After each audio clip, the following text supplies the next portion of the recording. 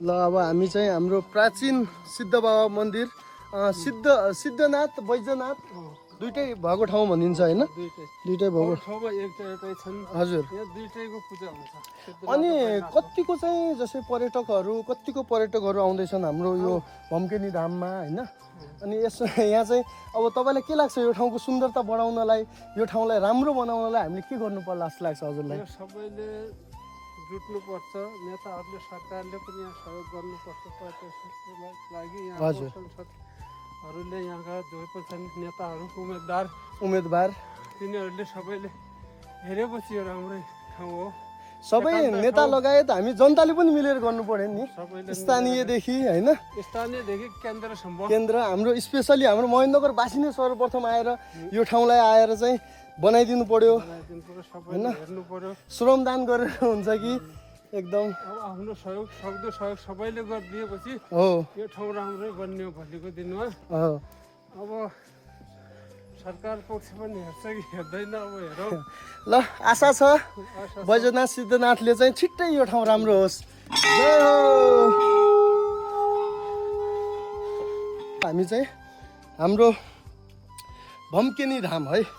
भम्केनी धाममा चाहिँ यहाँको पवित्र प्राचीन मन्दिर देखाउन गइरहेको छु एकदम प्राचीन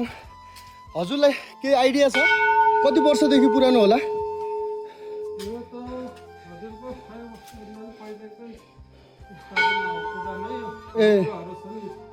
यता छ नि हजुर यस्तै यहाँनिर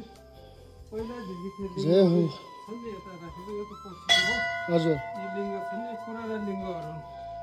त्यहाँ देख्न सक्नुहुन्छ हजुर पर्यटन कालको एउटा घन्टो पनि थियो कहाँ लेखेको प्राचीन 100 वर्ष पुरानो ठाउँमा आज हामी आएका छौँ हे भगवान् माफ गर्नु केही गल्ती गरेका छौँ भने तर आज यो ठाउँ देखा पनि थियो कहाँ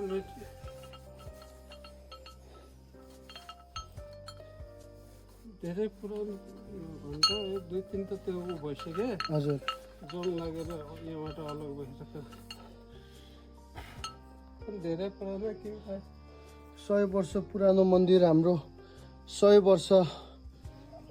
वर्ष पुरानो हाम्रो मन्दिर हाम्रो सुदूरपश्चिम महेन्द्रनगर बैजनाथ सिद्धनाथ भगवान् भएका ठाउँ हाम्रो